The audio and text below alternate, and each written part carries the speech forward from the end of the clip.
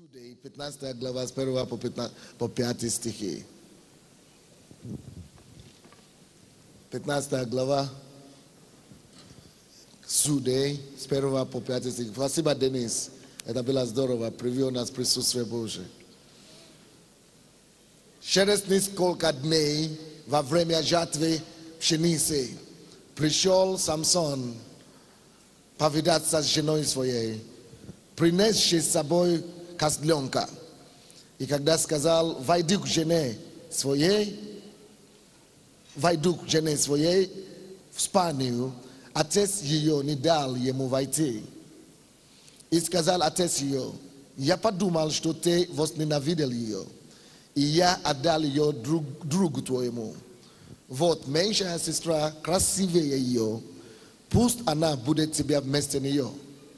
Но Самсон сказал им: теперь я буду прав перед филистимлянами, если сделаю им зло.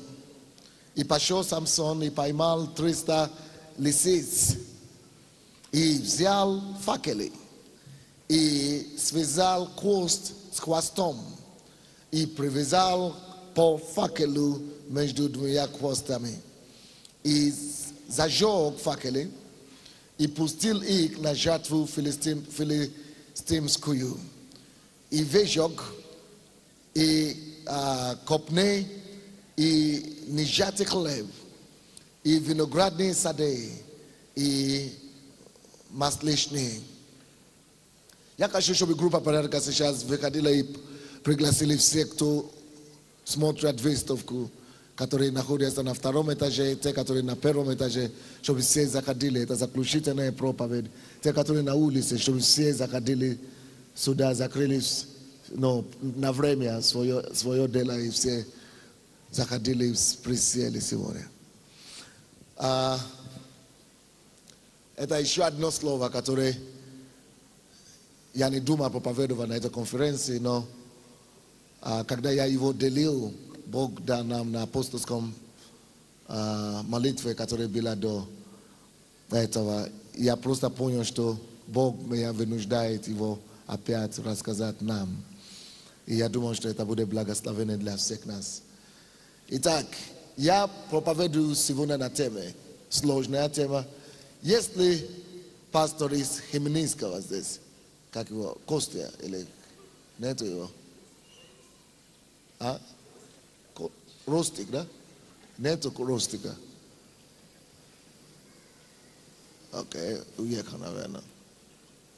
Я хочу, чтобы вы внимательно слушали это слово.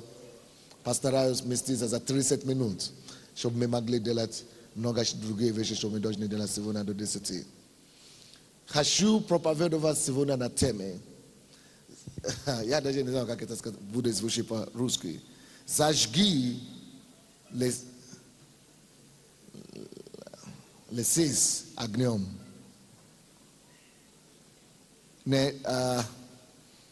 Как лучше сказать, ну? Хорошо, я по-другому вам скажу.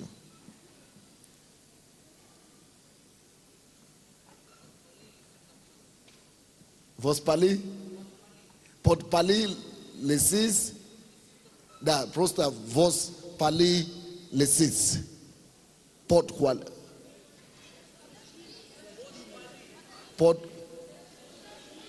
Не подожги. Василий, как будет? Ты знаешь, о чем я буду говорить. Подожги, да? Подожги лисиц. Лисий хвост. О, пастор София, молодец, умница. Вот одна из моих сложностей, будущий африканский украинец. Все-таки я не родился здесь. Даже те, которые родились, им тяжело тоже подобрать слово. Пускай пастор София нам поможет. Подожги лисий хвост. Или лисьи хвосты, можно так сказать. Подожги лисьи хвосты. Подожги лисьи хвосты. Вам это, конечно, непонятно пока. Поэтому и вы пришли на проповеди. Одна из причин, почему люди не устают ходить ко мне на проповеди, потому что говорят, что никогда не знаешь, о чем пастор будет проповедовать.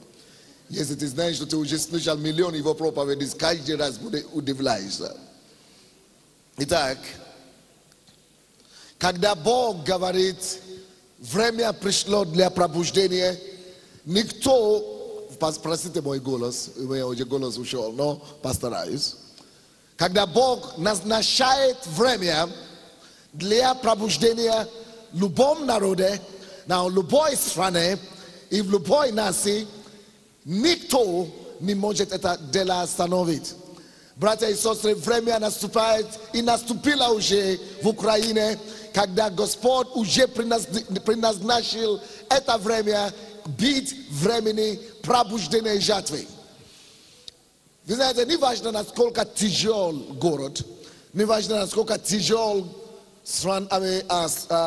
страна, не важно, насколько народ непробивной или непробиваемый. Если Господь скажет, слушай, я принимаю решение двинуться в этом народе, никто его не остановит. В этом месте Писания, которое мы читали, обратите внимание на одно слово в этом первом стихе. Написано, через несколько дней, во время чего? Не слышу. Во время чего?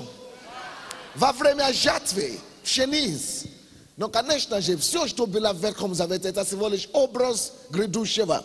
Это образ пшеницы, это образ жатва, это тоже образ будущего. Ветхий Завет полностью для нас. Но мы должны уметь видеть, что же Бог хочет и собирается нам говорить на сегодняшний день. Итак, пастор Топа есть? Нету тоже, да? Хорошо. Я просто переживаю за иностранцев, что очень тяжело переводить это. Алексей, Бог тебя благослови, чтобы вы смогли справиться с этим делом.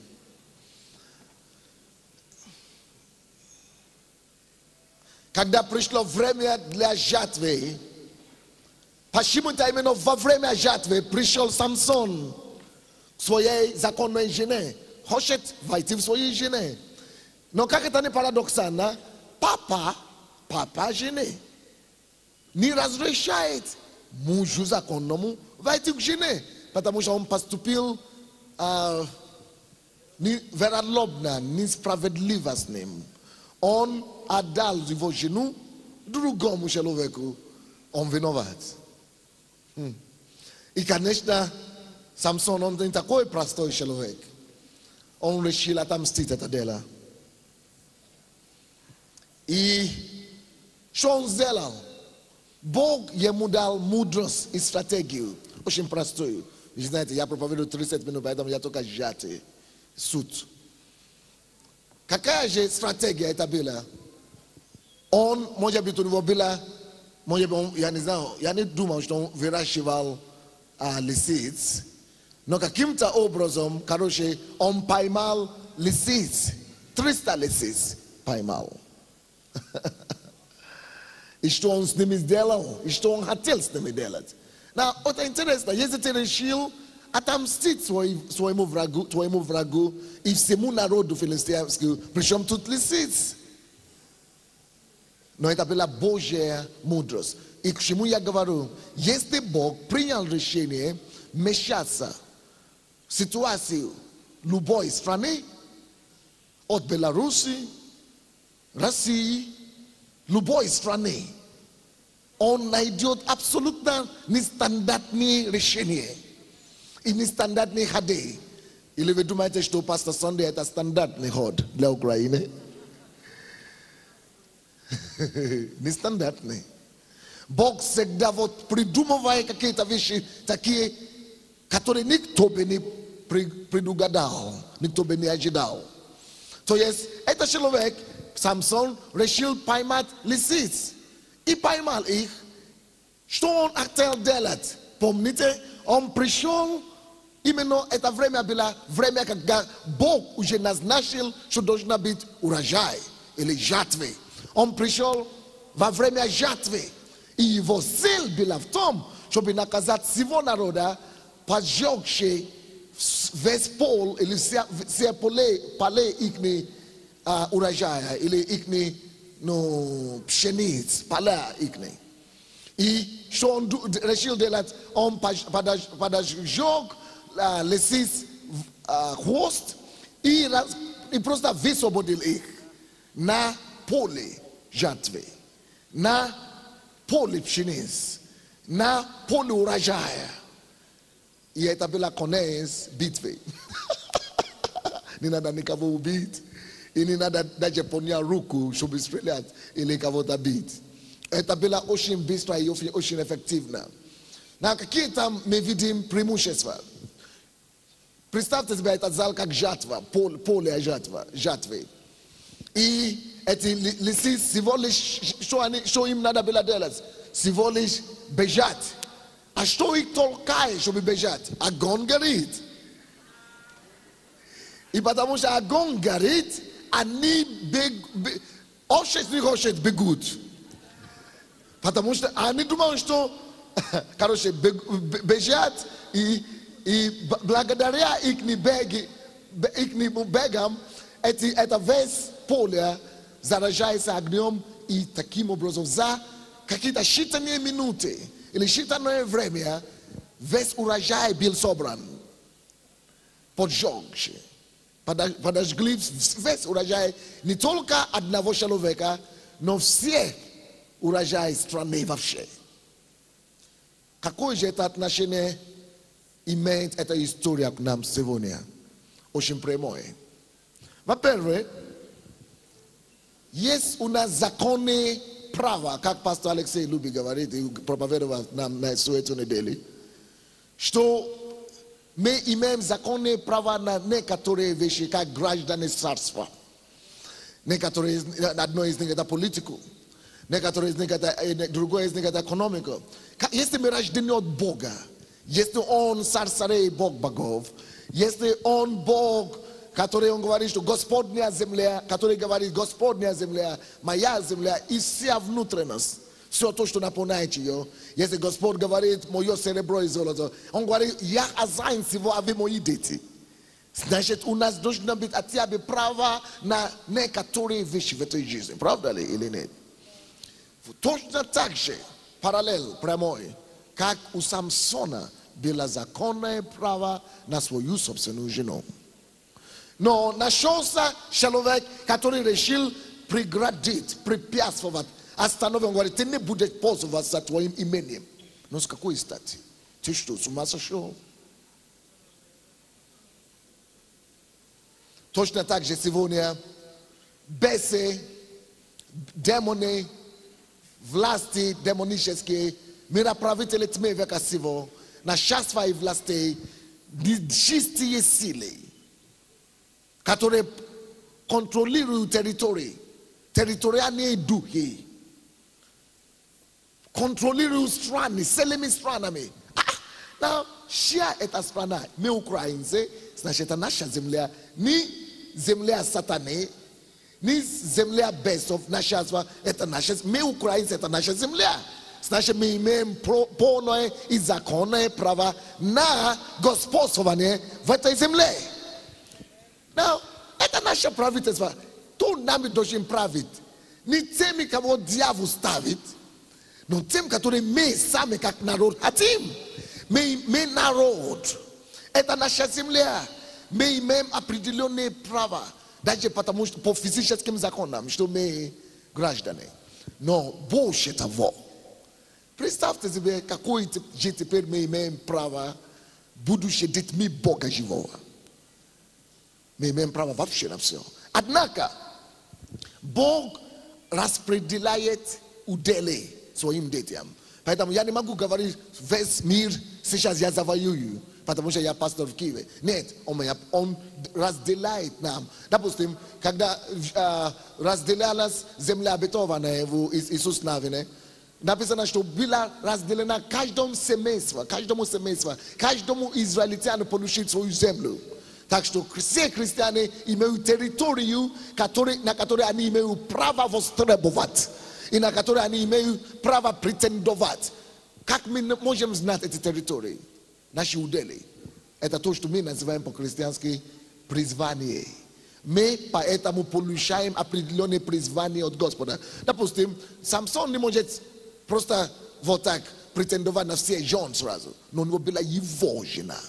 Конкретная идентификация, конкретная семья. Поэтому есть призвание. Есть призвание локальное, есть призвание городское, есть призвание национальное, есть призвание мировое и так далее. Но ты имеешь твое призвание. Кто-то имеет призвание быть политиком, кто-то имеет призвание быть бизнесменом, кто-то имеет призвание быть актером, кто-то имеет призвание быть тем и кем-то еще, кто-то имеет призвание быть президентом, кто-то имеет... Но вы должны знать, к чему я призван, кого я призван завоевать, какую землю я призван покорить для Господа, где моя территория владычества. Об этом мы уже слышали свидетельства разных людей, которые уже получили это понимание и уже господствуют на этой территории. Окей? Но проблема-то не в этом заключается. В том, что даже в той территории, когда мы знаем, что это моя территория, Бог меня призвал к молодежи, и мы даже к этим же молодежи не имеем доступа. Почему у нас нет доступа? Кто-то и контролирует. Рок. Ну, что еще там молодежь слушает? Секс. Грех. Это все то, что незаконно держит все их. Допустим, я знаю, что я призван к какому-то городу. И в этом городе живет, может быть, 1 000 000 человек, а у меня 100 человек в церкви. Если Бог меня поставит над этим городом, Он не хочет, чтобы я пришел сюда потерпеть поражение. Он хочет, чтобы я отнял этот город обратно от руки тех, которые незаконно держат, потому что Господь на земле, и вернут этот город Господу, который шия земля, и шия этот город. Если бизнес, я призван к нефтяной бизнес, или торговле стали и так далее, и меня не допускают туда, это не значит, что я туда не должен идти. Нет, Господь на земле, включая бизнес, стала, нефти и другие. Это значит, что я должен разбираться с Богом, разбираться с самим собой и начинать претендовать, как это делал Самсон. И мы сейчас видим, и мы дойдем до стратегии, как это делается. То есть все, что не контролируется детьми и Царством Божьим, мы имеем прямое порушение. Идти по предназначению своему, по своему призванию, непосредственно туда, куда мы призваны, и востребовать обратно для того, чтобы та или иная сфера жизни начала служить кому? Сарусаре, Богу. Поэтому вы уже знаете, куда вы призваны. Если вы не знаете, о чем вы переживаете больше всего? За что вы больше всего переживаете? Что у вас больше болит? Значит, за это вам надо начинать бороться. Если это наркоманы, значит, ты призван к наркоманам. Если это молодежи, может быть, ты призван к молодежи. Если это богатые, значит, ты призван к богатым. Если женщины, значит, ты призван к женщинам. Если мужчины, значит, ты призван к мужчинам. Значит, чего дьявол и контролирует? Ты должен этот вопрос задать и востребовать, чтобы дьявол его опустил. Евангелие от Луки 11 глава 21 по 22 стихи. Он уподобляет эту ситуацию сыному. Иисус говорит, если вы хотите, если сын держит имение свое, сильнейший приходит, сильнейший это дети Божьи, сильнейший это дети царства. Мы сильнейшие, которые просим приходить и связать, какой бы сын он не был. Потому что мы сильнейшие, мы имеем право востребовать обратно и собрать его. Но я хочу другое место считать. Екклесиаст. Не закрывайте суды, потому что я только готовлю вас. Екклесиаст, 10 глава.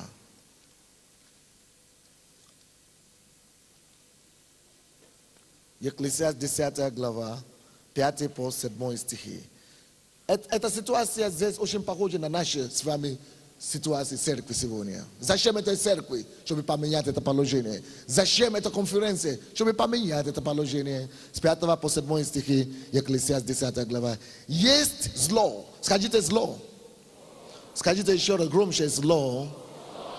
Знаете, как Бог называет это, когда праведники не имеют ничего, и то, что должны были принадлежит им, то, чем они должны были править, Эти пользуются другие люди. Другие люди берут и наслаждаются им. Бог это называет зло. Как Бог называет это? Зло. Но Он говорит, есть зло, которое видел я под солнцем. Какое же это за зло? Это как бы погрешность. Это не только зло, это еще и что? Погрешность. Не слышу. В чем эта погрешность заключается? Происходящее от властелина.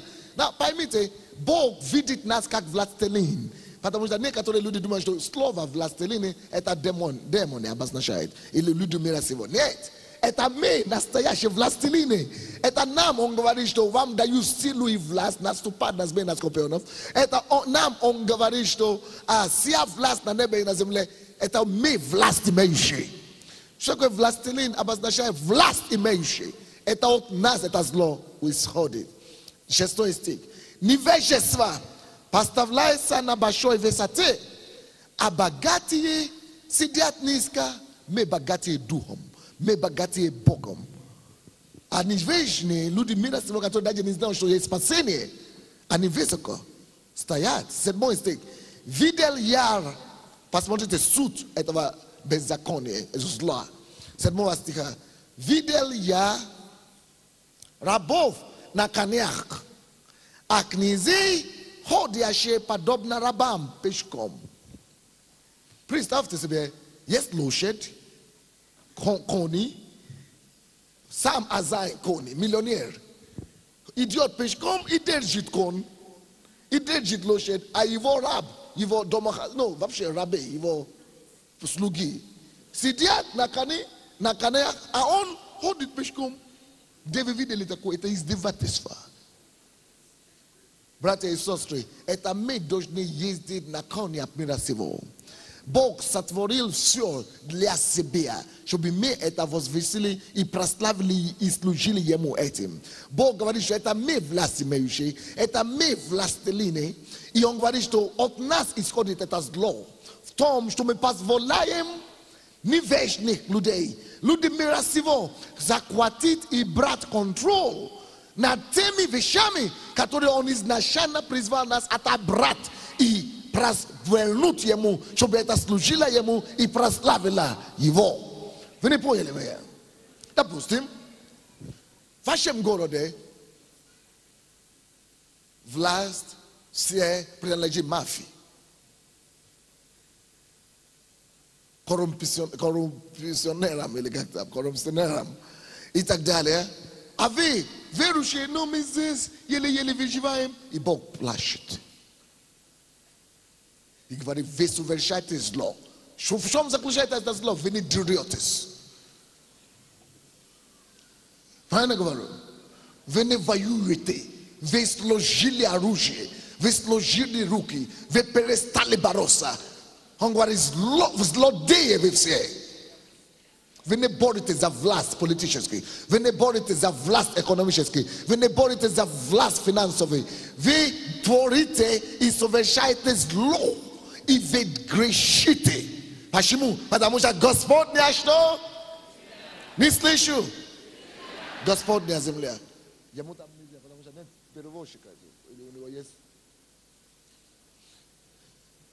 Господня земля. Поэтому Бог ожидает от нас это праведность, когда мы ищем того, то, что Его возвышает. Когда мы ищем того, который Его прославляет. Когда мы ищем, чтобы все созданное им служило Ему. Вот это называется праведность. Но когда мы соглашаемся с беспорядком, что, допустим, как мы видим это тут. Самсон пришел. Да, давай, Самсон. Но ты не Самсон, а как бы пример. И эти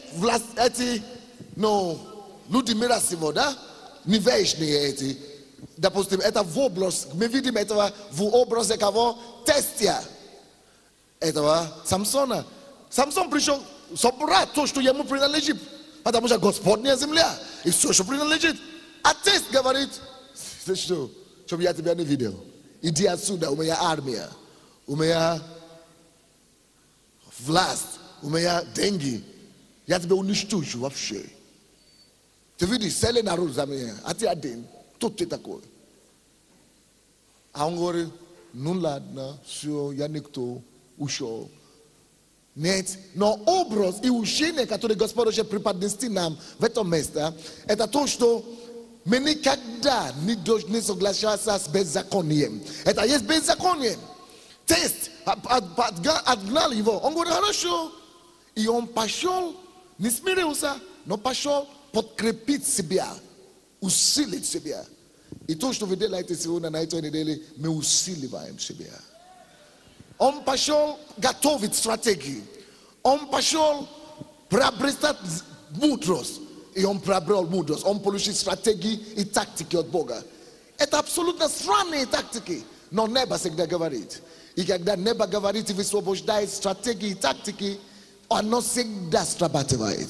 Если мы будем полагаться на Бога и будем ходить с Ним, Он всегда скажет нам, как отобрать это рынок обратно от сатаны. Он подскажет нам, как отобрать политику. Он подскажет нам, как отобрать экономику. Он подскажет нам, как отобрать искусство. Он подскажет нам, как отобрать средства массовой информации. У него есть стратегии сумасшедшие. У него все есть. Он все знает. Но только мы это не знаем. Поэтому молодец Самсон. Он пошел, получил абсолютно crazy, непонятное, сумасшедшее какой-то идеи. Лисиц. При чем тут лисиц? Что они смогут делать? Но именно это то стратегия, которую Бог ему дал. Короче, зло в чем заключается? Бог говорит, мы совершаем зло. Мы совершаем погрешность. Когда мы, правители земли, мы, дети всемогущего Бога, ходим пешком, а люди мира сего ездят на конях. Бог говорит, он просто, не то, что он не может согласиться с этим. У него вообще, у Бога, у него, как это более культурно сказать что-то, конкретное возмущение. У него возмущение, ну, до предела. Что мне с ними делать? Уничтожить их все вообще. Но они же не понимают, что сидит. А кто ты? В принципе, я призван быть миллионером, но я домохозяйка. Пока ты не станешь на том месте, куда тебя призвал Бог быть, ты совершаешь погрешность, беззаконие, и ты позоришь Бога конкретно. Вот почему мы должны выяснить, чему Бог меня призвал. Где моя территория? Ты говоришь, ну, получаю зарплату. Ты получаешь зарплату. А Бог призвал тебя создать рабочие места вообще для тысяч и миллионов. И ты говоришь, и ты думаешь, ну я же плачу десятину. Вон отсюда свою десятину. Бог не десятину тебя хочет. А исполнение призвания. Чтобы ты вошел в ту территорию и отнял его от сатаны. И поставил его царство доминирующее.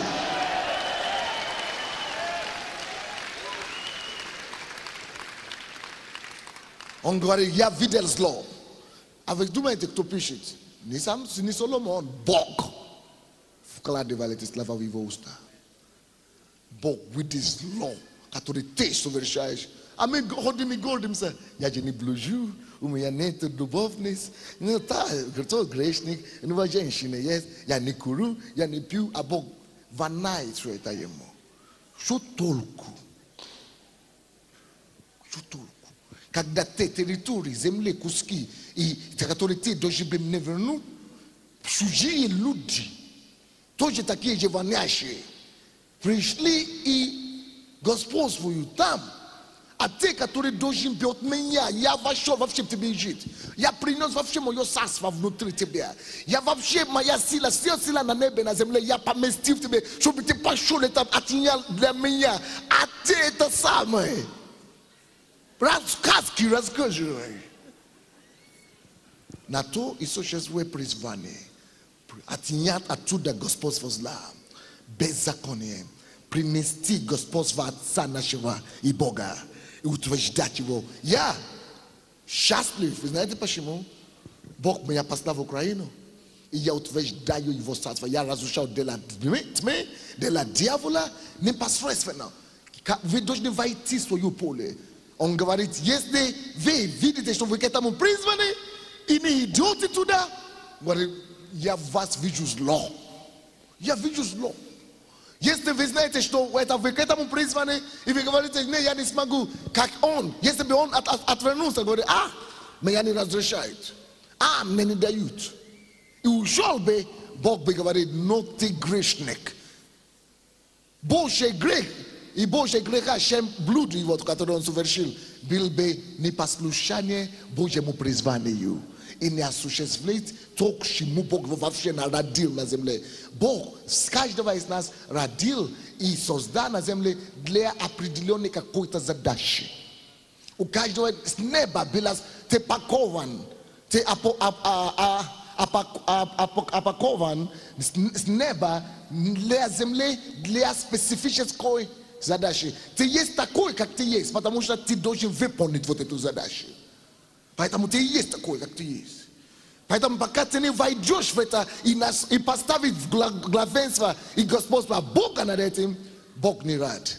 Мало того, что он не рад, он видит, что ты вообще злодей. Еще раз 7 стих. Видел я рабов на конях, а князей, ходящие подобно рабам, пешком. И как он это оценивает, 5 стих. Это есть зло и погрешность, происходящая от тех, кому я дал власть. Окей? Но, слава Богу, что Самсон другой. Он говорит, нет, вы сильные, я сегодня согласен. За тобой, за вами сейчас вся страна, вся политическая система согласен. Но я иду к тому, самому главному. Он мне подскажет, как мне отобрать обратно то, что мне принадлежит. И он пошел к Богу, и Бог ему даст стратегию. И 3 стих там в Судей, книга Судей, 15 глава, 3 стих. Но Самсон сказал им, теперь он ходит. Видите, он говорит, теперь я буду прав перед филистимлянами, если сделаю им зло. Что имеется в виду? Он говорит, теперь я могу действовать, потому что он очень действует правильно. Он не нарушает закон. Он может быть праведный перед Богом. И он говорит, теперь я могу действовать. Что это такое? Дух реванша. Дух реванша. И я думаю, что мы с вами после этой годовщины мы должны уходить таким сильным духом реванша. Что нет, я возьму реванш за мой город, я возьму этот город, сатаны. Я возьму реванш. Никто больше на моих конях больше не будет ездить. Нет, я возьму реванш. Политическая жизнь моей страны, она будет праведная опять. Праведность придет в политику. Праведность и праведники придут в те сферы, которые я призван. В эту мою сферу общественную, политическую, социальную. Я принесу Бога обратно туда. Нет, Бог будет царствовать на этой земле. Итак, совершение, я понял, через 5 минут закончил. 30 минут прошел. Совершение, что же это обозначает для нас сегодня? 6-5 стих. И пошел Самсон, спасибо, дорогой. И поймал 300 лисиц. И взял факелы. И связал хвостом. И привязал по факелу между 2 хвостами. И зажег факелы. И пустил их на жатву. Братья и сестры, там жатва. И здесь нам всем нужна жатва. Что такое жатва? Настоящий язык – это пробуждение. Всем нам надо пробуждение. Что такое пробуждение? Когда мы возвращаем то, что раньше владел сатана, то, что раньше контролировал дьявол, то, что раньше мир контролировал, то, что принадлежит изначально Богу. Мы возвращаем его Богу. Вот это пробуждение. Никогда церковь только людьми наполнена или переполнена. Это не обязательно пробуждение. Это всего лишь люди наполнились. Но когда мы начинаем брать территорию обратно, когда мы начинаем брать общественные направления обратно, когда мы начинаем возвращать все доминации, все куски земли, все господня и то, что ему принадлежит, вот это пробуждение, вот это жатва называется. И Бог говорит, это есть время жатвы. Бог всегда готов для жатвы. Евангелие от Иоанна, 4 глава, Иисус говорит, не скажите, что жатва будет завтра или послезавтра. Сейчас время жатвы. И он пошел, Самсон пошел в хорошее время. Но надо собрать эту жатву. Надо собрать и уничтожить эту все поле. Собрать как бы эту жатву. Это для нас, он уничтожил огнем, но для нас это как бы собрать жатву. Как нам это собрать, когда вся страна против нас? Друзья, эта конференция и есть. Это собрание лисиц. Не обижайтесь, в этом случае лисиц, я вижу его как положительный образ. Я знаю, что многие люди лисицы видят как негативный образ. Но в этом данном случае это положительный образ. Братья и сестры, смотрите на меня сюда все. На этой неделе Бог решил собрать лисиц Божьих. Божьих избранных. А почему? Много лисиц в поле. Миллионы, может быть, тысячи. Но он отобрал 300. Это Бог тебя отобрал и привел сюда на этой неделе. Это Бог позволяет тебе слушать то, что ты слушаешь. Бог хотел тебя зажечь огнем. Что он делал? Потому что если, слушайте внимательно, о чем речь? Бог очень делает быструю работу. Он уже покрыть всю страну в один раз. Он уже покрыть все большие территории за короткое время. У нас нет времени, чтобы я сам, пастор Сандей или пастор Лезе, самому пойти по всей земле. Поэтому Бог создает такие ситуации, находит таких Самсонов. Мы Самсоны Божьи, все проповедники на этой неделе Божьи Самсоны, которые помазаны, получили мудрость, дух откровения от Бога.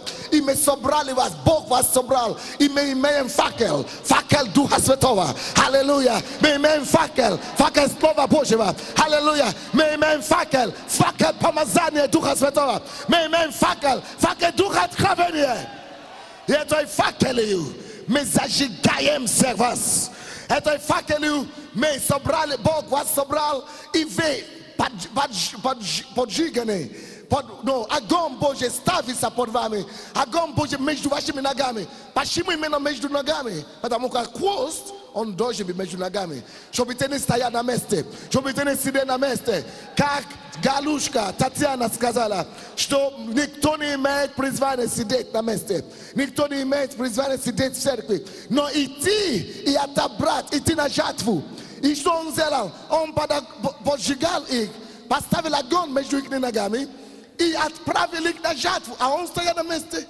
Без труда, без борьбы, эти лисицы разошлись по полю. И что вы думаете? За один вечер все урожаи, весь поле, все поля были собраны, зажгены огнем Духа Святого. То же самое вы разойдетесь после сегодняшнего дня. Это служение огня, друзья. Когда огонь Божий не зайдет на вас, и вы разойдетесь на все территории, в Европу, в Америку, в Азии, по Украине, в России, в Беларуси, вы разойдетесь уже не такими, как вы приехали. Факел Божий уже поставлен между вашими ногами. Факел Божий уже горит в ваше сердца. Факел Божий, огня Божьего Духа уже горит в ваши костях. И вы будете выпущены сегодня. Вы будете рассозданы сегодня. И, друзья мои, жатва будет собрана.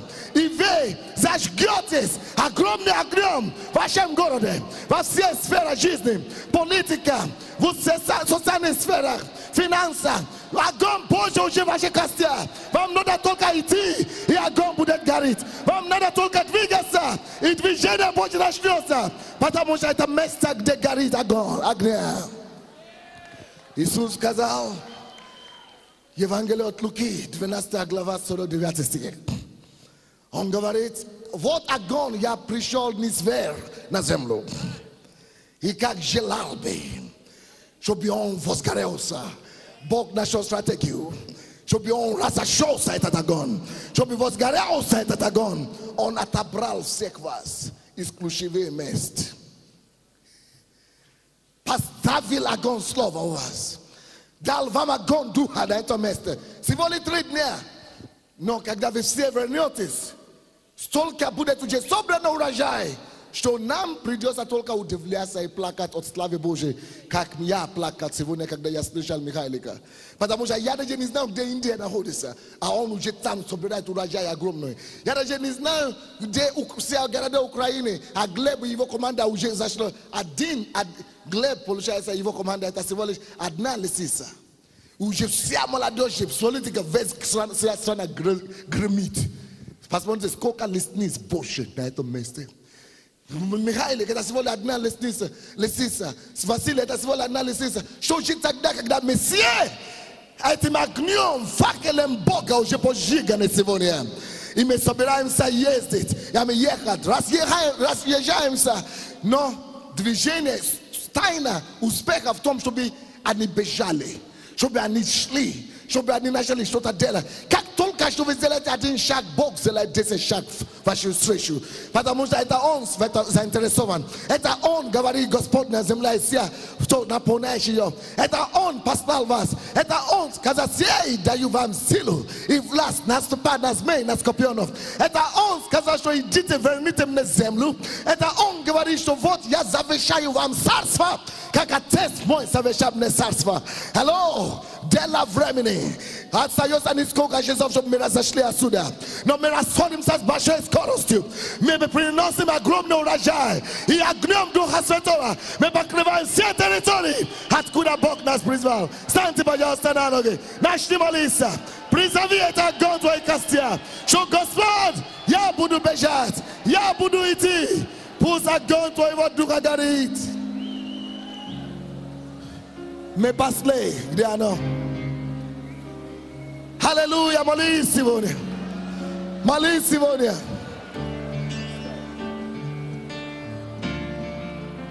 Поднимите свои голоса. Я хочу, чтобы мы все молили в Духе. Сильно. Сильно молите в Духе все. Левите, возьмите микрофон, молите со мной. Шекелемосу. Бог поджигает огонь. Огонь. Как я желаю, чтобы этот огонь разгорелся.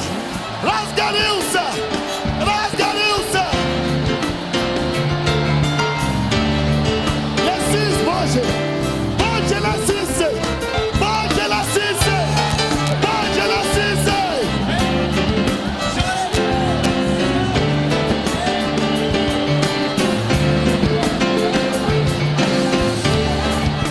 Пригласить на сцену, чтобы пригласили на сцену все носители факела, все Самсоны, кого Бог использовал на этой неделе, чтобы зажечь этот огонь. Я хочу, чтобы наши ребята сосчитали эти фамилии, и все наши спикеры выйдут. Потому что это те, кого Бог избрал, чтобы зажечь нас на этой неделе. Пожалуйста. Пастор Василий Белецкий с женой Лидией. Церковь, давайте будем приветствовать наших героев. Пастор Александр Михайлик с женой Ириной.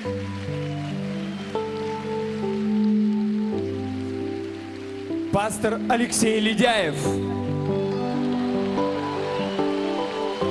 Ульф Кристиансен. Анатолий Бугай с женой Еленой. Пастор Наталья Подопаева.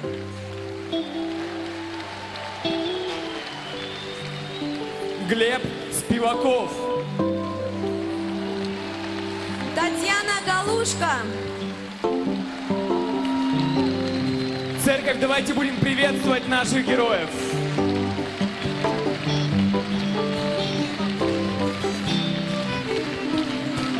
Линда Маколан.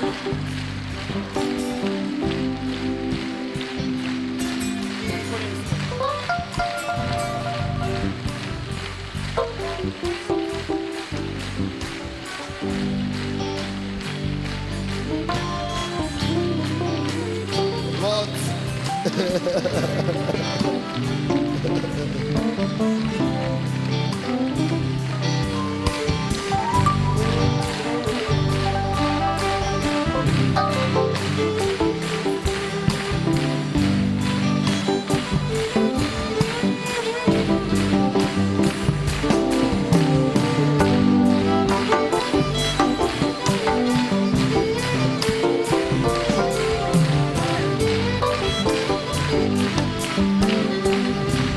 Ребята, придите спереди, вручайте подарки, спереди пойдите. Не, лицом сюда. convey an spirit.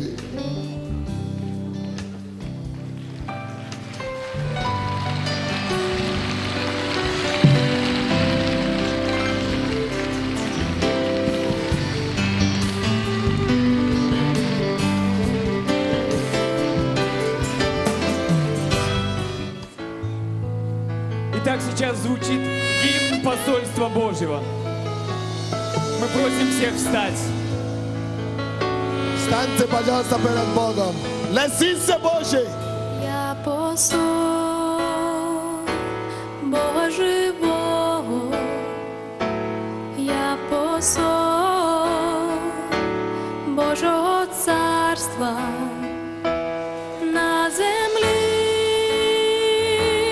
для всіх народів, я посол.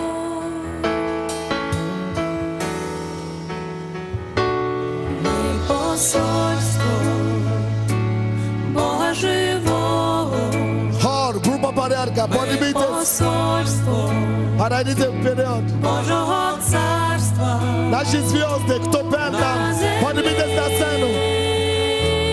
для всіх народів. Все, кто выступали на сцене, ожидаем вас здесь впереди, на сцене. Хор, поднимитесь на сцену. Прославление на Бог сцену. нам силу віру дав досягти мети. Бог любов дав, щоб перемогти. Все наши спикеры, иностранцы, которые были Я сегодня, здолаю 100 доріг, поднимитесь на сцену, пожалуйста. свій донесу, Все спикеры сегодня утром, щоб явити поднимитесь всім сюда. ця красу. Бог дал силу, веру дал, к цели мне прийти. Никогда я не сверну с пути. Бог любовь, чтоб побеждать, просто подарил. Прославление и Мне хор на любовью сцене. все грехи простил. Мы посольство Бога живого, Возьмите за руки. посольство Божьего царства на земле для всех народов. Мы послы.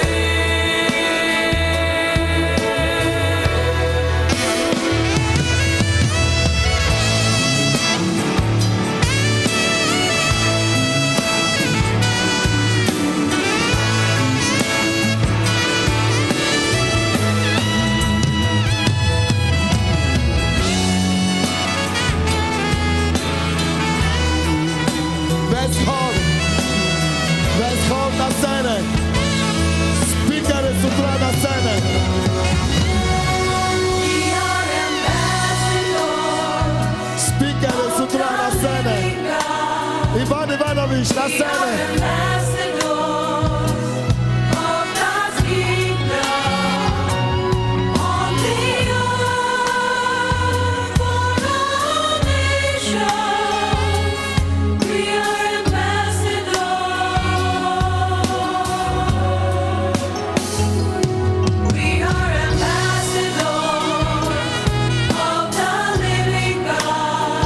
Танцоры на сцене.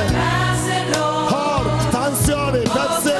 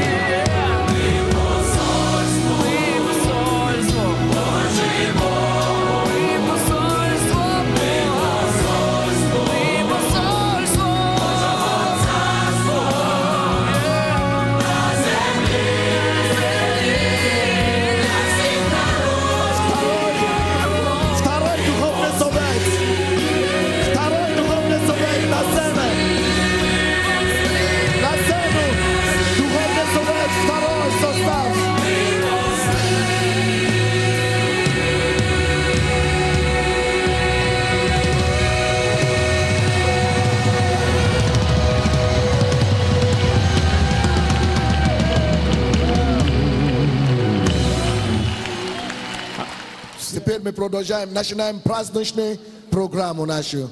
Праздничный час. Анита Гезо. Аллилуйя! It's hot out here. No, Иисус Господь! I don't mind though. Glad to be free. You know what I'm saying? Ты один мой Бог, всегда со мной. Давайте удачи, Всегда буду славить. Ты один мне дал надежду и покой. Тебя буду славить. Всегда буду славить. Ты один так сделать смог. Забрала снова, снял цепи с рук моих. Когда души моей услышал крик. За любовь и жизнь свою тебя благодарю. Ты дал надежду мне, и знаю я, что буду вечно славить лишь тебя. Ты один мой Бог, всегда со мной. Тебя буду славить, всегда буду славить. танцуйте! Один мне дал надежду и покой. Тебя буду славить, всегда буду славить. Если в сердце пустота, всегда наполнишь ты меня своей нежностью, теплом. Наши Во мне спонсоры, живет твоя любовь. кто спонсировал конференцию, финансово, поднимитесь, пойдемте на сцену. Все спонсоры наши. Моих просил, на свободу подарил. Только ты один мой Бог, всегда со мной. Тебя буду славить, всегда буду славить. Ты один мне дал надежду и покой. Тебя буду славить, всегда буду славить. Я живу лишь для тебя, лишь тебе вся жизнь моя. Ты разрушил цепи зла, я теперь свободна. Только ты один мой Бог, всегда со мной. Тебя буду славить, всегда буду славить. Ты один мне дал надежду и покой. Тебя буду славить, всегда буду славить. Мой Бог всегда со мной. Ты, мой Бог, всегда со мной. Тебя буду славить, всегда буду славить. Один мне дал надежду и покой. Ты мне дал надежду и покой. Всегда буду славить. Ты один мой Бог, всегда со мной. Тебя буду славить, всегда буду славить. Ты один мне дал надежду и покой. Тебя буду славить, Все, кто свидетельствовал, славить. кто свидетельствовал, все на сцену. Всегда со мной, мой Бог. Тебя буду славить я. Аллилуйя! Анита Гезо! Иисус Господь! А сейчас всеми любимый Анатолий Бугай. Родные мои, кто может сказать, что это не пробуждение? Песня называется «Это пробуждение». Не уезжайте отсюда неизмененными, родные мои.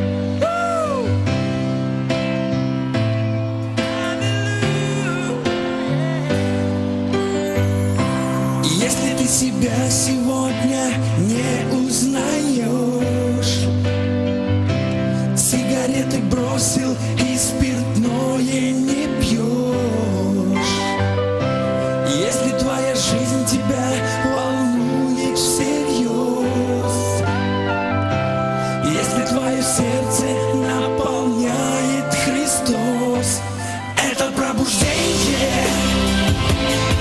Сегодня в сердце твоем пришло это пробуждение, не остановит его никто.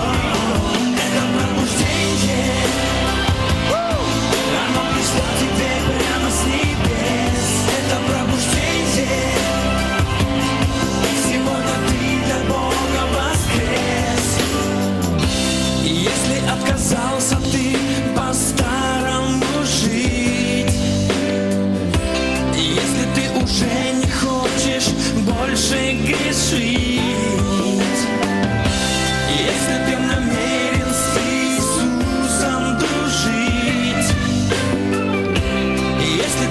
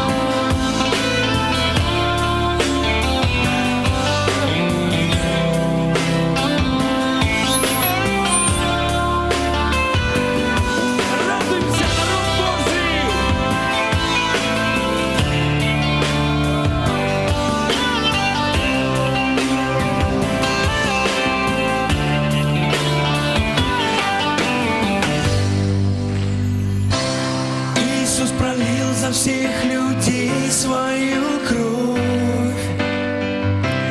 Каждого из нас Он очень любит и ждет. Если Бог открыл тебе к спасению путь, близких и друзей с собой ты взять не забудь. Это пробуждение сегодня в сердце твоем пришло. Это пробуждение, не остановит его никто. Это пробуждение, оно придет к тебе прямо с небес. Это пробуждение, сегодня ты для Бога воскрес. Это пробуждение, сегодня в каждый город идет. Это пробуждение, его мы ждали с тобой давно. Это пробуждение, оно несет к нам прямо с небес. Это пробуждение, сегодня для Бога воскрес. Это пробуждение. Аллилуйя! Следующая песня называется «Давайте славить Бога», родные мои. Аллилуйя! Вы будете называть? Как ваше настроение?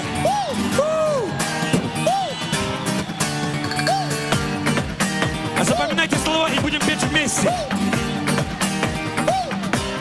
Поехали, радуемся!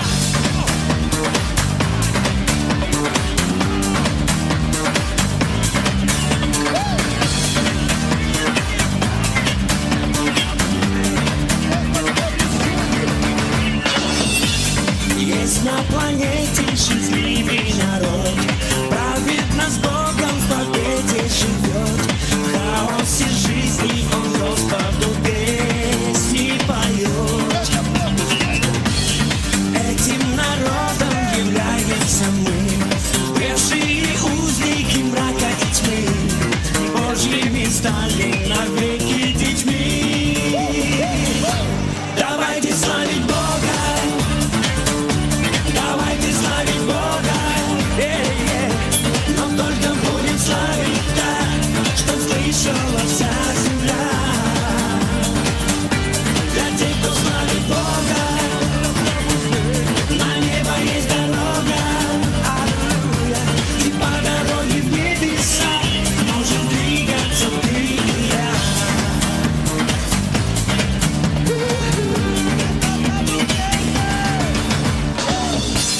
Если во тьме жить устанет народ, слово от Бога для жизни возьмет. Этот народ не узнает никто через год. Скоро изменится наша земля, станет великою Божья семья, где Дух Святой, там свобода всегда. Давайте славить Бога, давайте славить Бога, но только будем славить так, что слышала вся земля.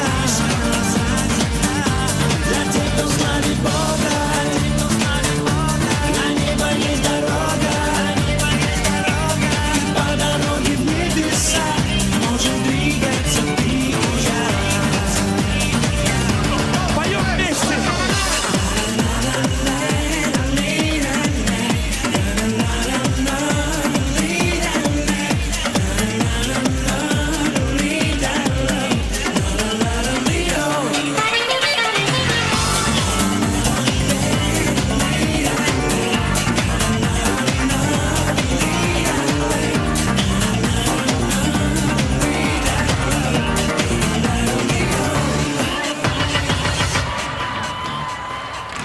Давайте славить Бога, давайте славить Бога,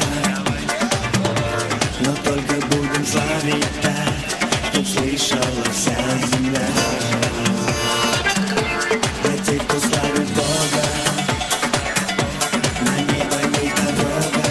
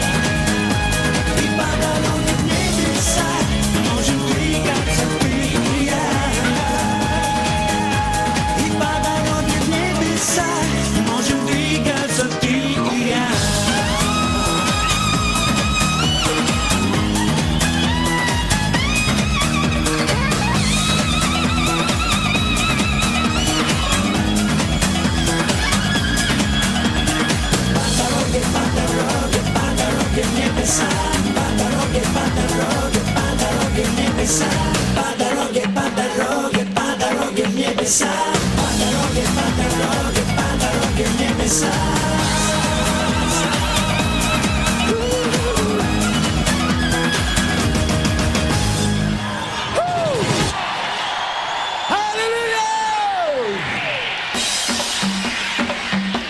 Давайте славить Бога. Все вместе. Давайте славить Бога. Но только будем славить так, чтоб слышала вся земля. Для тех, кто славит Бога, на небо есть дорога. И по дороге в небеса можем двигаться ты и я. Давайте славить Бога. Давайте славить Бога. Но только будем славить так, чтоб слышала вся земля. Для тех, кто славит Бога,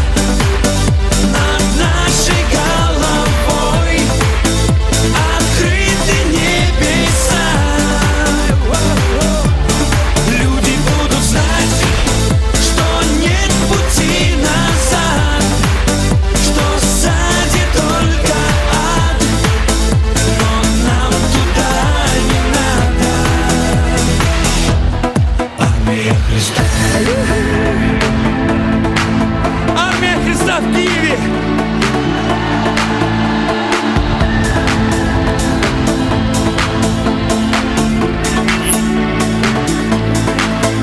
Но пришел тот день, каждому из нас нужно твердо знать, с кем быть ему. Вы поняли? Дьявол должен знать, мы армия Христа, над нашей головой открыты небеса. Люди будут знать, что нет пути назад, что сзади только ад, но нам туда не надо. Армия Христа.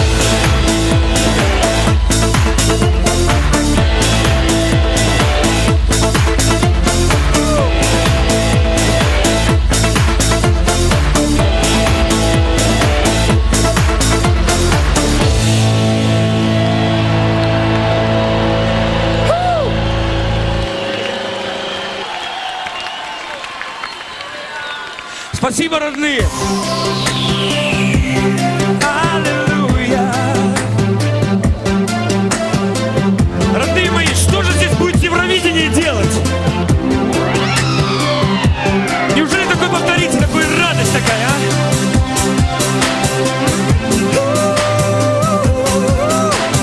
Песня называется «Аллилуйя».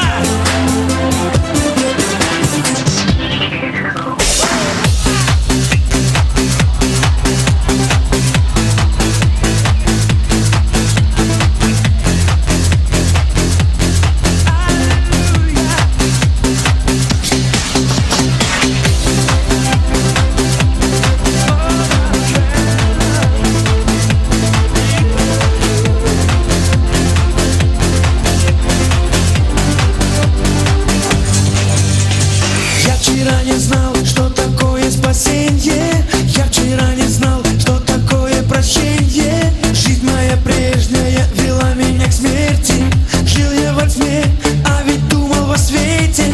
Я был слепой, а мне казалось, я зрячий.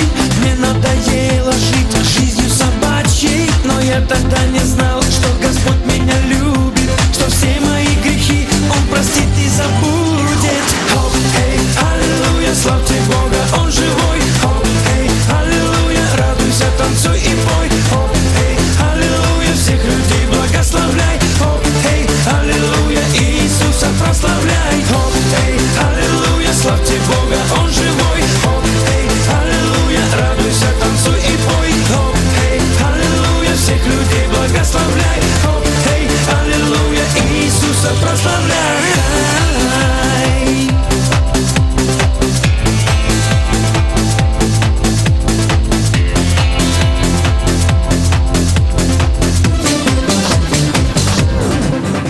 Меня бросало в дрожь от слова «десятина». Я денежки прятал под большую перину. Я был идиот, скупердяй, супер жмот. Все потому, что в сердце Бог не живет. Я думал, что Богу от меня нужны свечи, короткая стрижка и заумные речи. Но вот пришел Иисус, и стало все вдруг так просто. Иди к Нему, мой друг, иди скорей, пока не поздно.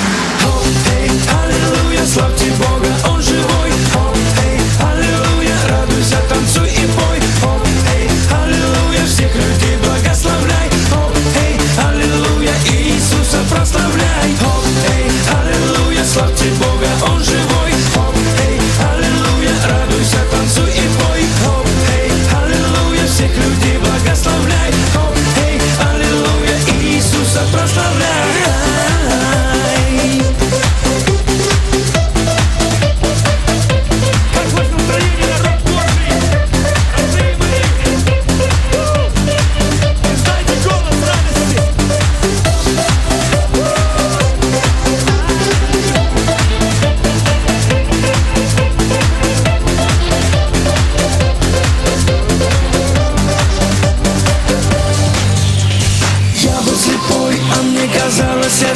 собачьей.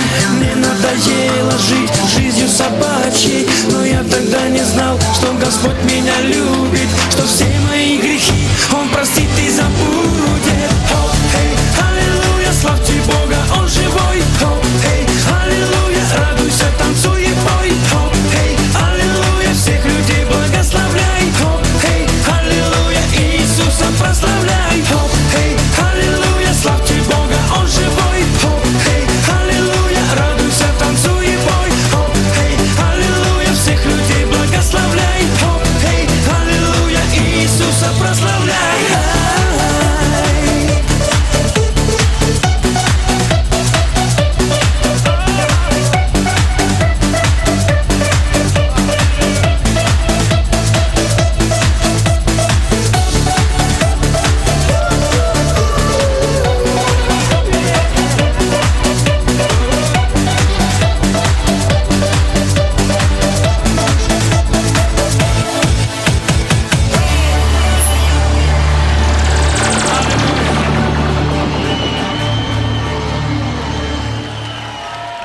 Спасибо вам.